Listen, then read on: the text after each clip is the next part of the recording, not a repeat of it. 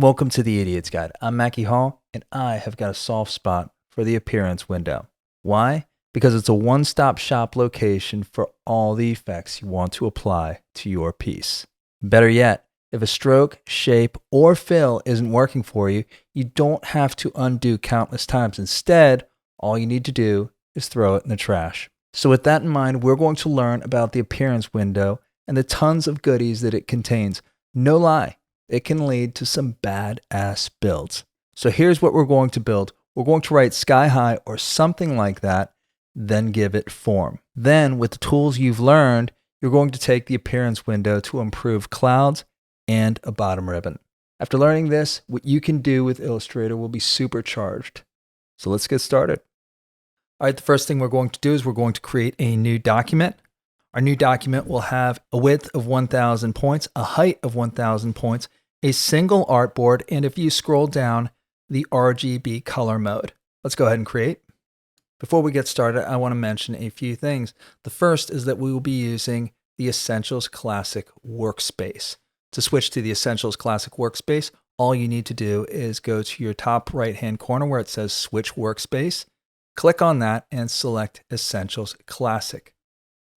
I use Essentials Classic because it just contains all of the information on screen that I need. The biggest thing I can tell you is select the workspace that works best for you and lock into it. Next thing I want to mention is that we are using Smart Guides. To access Smart Guides, all you need to do is go to View, Smart Guides, or select Control U. One more thing I want to mention is that we're going to be using the bottom center of our page to highlight tips and tricks, hotkey, and key command recommendations. All right, last thing I want to mention is that we're building this piece on a PC. That means that in our key command and hotkey recommendations, we are going to be using the control key. If you are on a Mac, all you need to do is swap the command key for the control key and you will be all set. All right, let's get started. First thing we're going to do is we're going to grab our rectangle tool. Let's go to the top left-hand part of our page and let's drag all the way back to the bottom right, just like that. Once we've got that, let's go ahead and double-click on our fill color. And let's go with a sky blue. This is just going to help us accentuate what we want to do here. That looks pretty good. And we'll select that blue right there. That looks fine. Click OK. Next thing I want to do is I want to select my stroke color and let's make that transparent, just like that. Next, let's go ahead and lock this down. The way we're going to do that is we're going to go Object, Lock, Selection, or Control 2. All right, there you go. Let's go ahead and get started with our piece. First thing we want to do here is let's grab our type tool. Let's click anywhere on our artboard and let's write Fly High. Next thing we want to do is we want to select all of our type. And let's change our character to Bebas Regular. If you don't have Bebas, all you need to do to get it is go to fontscroll.com, do a search for Bebas Regular, download and install it. It's free. Now that we've got Bebas set, let's change our type size to 250 points. That looks good right there. Just to make things easier on us, let's go ahead and center our type by going to Paragraph, Align Center. There you go. If you don't have your paragraph elements visible, all you need to do to make it visible is go Window, Type, Paragraph, or Alt-Control-T. Once we're done with that, let's grab our selection tool and let's align our type center horizontally and vertically. That looks good right there. If you don't see your align tools, all you need to do is go to Window, Align, or Shift F7. All right, now that we're done with that, let's go ahead and get started with the appearance window. First thing we want to do is we want to bring up the appearance window. We do that by going to Window, Appearance, or Shift F6. Now that we've done that, I want to talk about our colors. You'll notice on the top left-hand corner of the page, I've included our color swatch. Note that our fill color is our intermediate red, our top stroke color is going to be our lightest red, and then our backstroke color is going to be our darkest red. I'm going to make mention of these specific hex colors as we build our piece out. All right, first things first, let's go ahead and change our fill color. The way we do that is with our piece still selected, we go over to our appearance window and let's select Add New Fill. Note, it's at the bottom left-hand corner of our appearance window. We can always select basic colors by clicking on the fill drop-down, and you'll notice a basic and limited color palette just like that.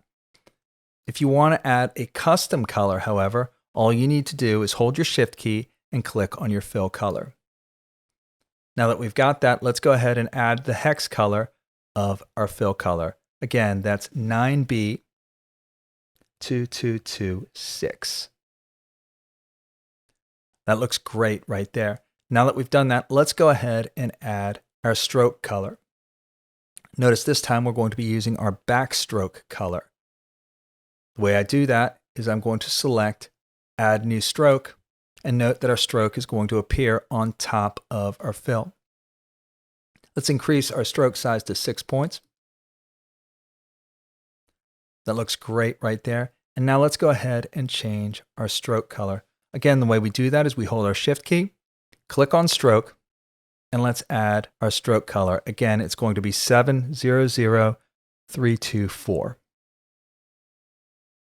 That looks great right there. Now let's give our stroke a little bit of depth. The way we do that is with our piece and stroke still selected, we're going to go to Effects, Distort and Transform, and Transform. Now that we've got that, we're going to leave most everything alone. However, we're going to select Move. We want our stroke to move up at an angle vertically and horizontally by 0.25 of a point. So horizontally, we're going to move it 0.25. And then vertically, we're going to move it up. So it's going to be a negative number. We're going to move it negative 0.25, just like that.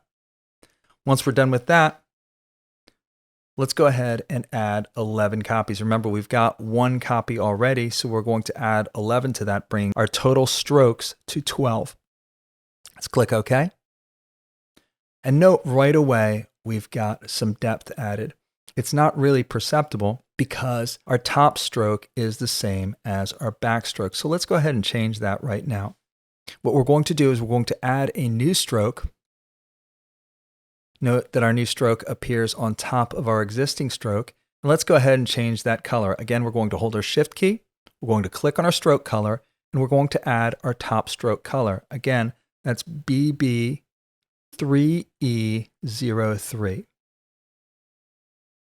Let's click OK. That looks good. However, note that our top stroke is not exactly in the space that we want it. How do we fix that? Again, we're going to go to Effects, Distort and Transform, Transform. And this time around, we're not going to make any copies. We're just going to move our stroke. Recall that originally our strokes were moving at 0.25 points, both vertically and horizontally, and we made 11 copies.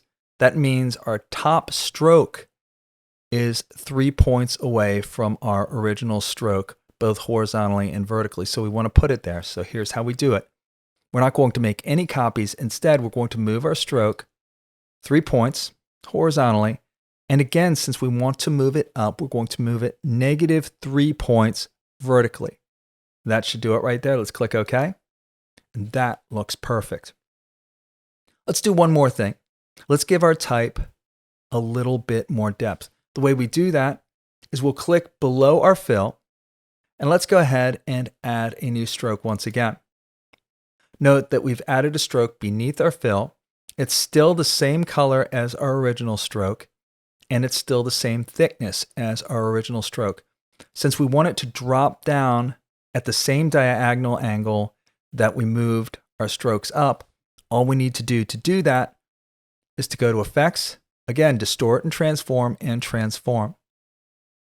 This time around, we're going to do the same thing behind our fill that we did above our fill. First, we're going to move our stroke horizontally 0.25 of a point, but since we're going to move it to the left, we want to move it negative 0.25. Vertically, We're going to move our stroke down 0.25 since it's not going up and it's going down. All we need to do is say 0.25. Now that we're done with that, let's go ahead and make 11 copies. Again, bring our total stroke copies to 12. That's going to move our stroke angle diagonally down 3 points. Click OK. And that looks really, really good. Let's do one more thing to our type. Right now, our type looks flat. And so what I want to do is I want to add a bit of a shine to our type. How are we going to do that? Well, let's add a gradient. So here's how we're going to do it. We're going to select our fill, and then let's go ahead and click on Add New Fill. Once we've done that, I want to take an existing gradient to add in front of my fill. Here's how I'm going to do that. I'm simply going to click on our fill, and let's go to our white to black gradient. Let's click on that. And that works just fine right there. However, we can't see our original fill underneath our gradient. So let's change our blend to it.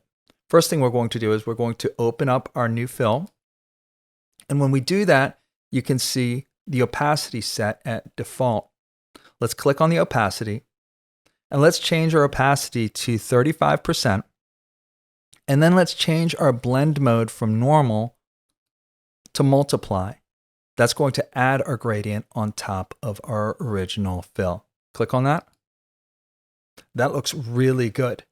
One problem, however, is that our gradient is moving horizontally and not vertically. How do we change that? Well, here's how we're going to do that. We're going to click back on our gradient.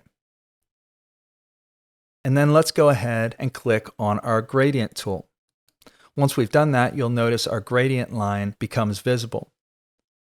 Let's just change the angle of our gradient. The way we do that is we go hover next to our piece, and let's click at the top of our H, and let's drag down vertically. Let's hold our Shift key to make sure our drag is perfectly vertical. And we'll drag down to about there. Let's release. Let's grab our selection tool and deselect our piece, and that looks pretty good. There's one thing missing, however. Notice that our stroke does not have the same properties as our fill. That's a bit of a problem. It just makes our lettering look just a little bit off. So let's go ahead and fix that. So how are we going to fix that? Well, the first thing we're going to do is let's go ahead and select our piece once again. And let's go on over to our top stroke. Let's select that. And then let's select Add a New Stroke. Once we've added that, notice that we've still got the same properties as our topmost stroke. Let's go ahead and fix that. First thing we're going to do is we are going to click on our stroke dropdown, and let's go ahead and select our white to black gradient. Once we've done that, let's click off of our dropdown, and let's go ahead and move our stroke containing the gradient to the right place. The way we do that, again, we go to Effects, Distort and Transform, Transform. Let's go ahead and move our stroke 3 points horizontally and -3 points vertically, just like that. Let's click OK. That's exactly where we want it. Let's keep playing with this. Once again, what we want to do is we want to change our opacity to it. First thing we're going to do is click on opacity. Let's change our opacity to 35% once again, and then let's change our blend mode to multiply. Looks good. Let's go ahead and deselect. The one problem with our gradient, once again, is that it's going in the wrong direction. It's going horizontally instead of vertically. We're going to fix this a little bit differently than how we fixed our fill. Here's how we do it this time around. We're going to double click on our gradient tool. And now that we've got that, let's change the angle of our gradient to -90. Let's click enter. Let's go ahead and grab our selection tool and deselect, and that looks great. And with that in mind, we are done. All right, we're not done. You'll notice that in our original piece that I showcased at the start of this video, it said sky high, not fly high. This is the beauty of the appearance window because we've made all of our changes to existing type. That means I can change my existing type. Check it out. All I'm going to do is I'm going to grab my type tool. I'm going to double click on fly, and let's write sky instead. Let's grab our selection tool. Let's deselect, and that looks great right there. Let's talk about two more things. The first thing is, what if I want to take this and make it smaller? Piece of cake. Check this out. What I'm going to do is I'm going to select Sky High. I'm going to copy and paste in front. I used my key commands there. If you want to use your top bar, all you need to do is go to Edit, Copy, and Edit, Paste in front, or Control-C and Control-F as I've notated below. Let's go ahead and deselect that. Next thing I want to do is I want to hold my Shift key and I want to arrow up my new copy directly above my existing copy. Now let's go ahead and scale this piece down. The way I'm going to do that is I'm going to grab my scale tool. Let's double click on that. And let's go ahead and scale our piece to 50%. Let's tab off of that. And notice that everything scales down in proportion. The reason it does scale down in proportion is because I made sure that my options, scale corners and scale strokes and effects are selected. That looks perfect right there. Let's click OK. And that looks great right there. Let's go ahead and grab our selection tool. Let's deselect that. And we're all set there. Let's go ahead and delete that. We don't need that anymore. And let's talk about one more thing. Now, if we look at Sky High, what if I feel like I've made a mistake? What if I'd feel like I don't like the gradient in my type anymore? How can I change that? Well, we could go through this huge process of undoing our work, but that's not really efficient. Instead, what we can do is we can select our type. Let's go ahead and open up our appearance window once again. And then let's just go down to our fill containing our gradient. I can select that gradient right there, and let's just throw it in the trash. Let's go ahead and deselect our shape, and there we go. We're all set. Now, personally, I happen to really like that gradient, so I'm going to undo my work. Let's deselect our shape, and we are done. All right, now that we're done, let's take the next step. First, let's use the appearance window to give some depth to clouds. Here's the trick. Add inner glow, make your color black, and then increase the feather and opacity to suit your look. Next, do it with a complex object. What you're going to do is you're going to build a ribbon and then add the flag effect. The tip for this is to group both elements and then add your warp effect. All right, so with that in mind, if you have any questions or comments, leave them in the comments section below. Otherwise, throw me a like. I'd really appreciate that. Otherwise, subscribe. I'd appreciate that just a little bit more. We'll see you next time. Peace.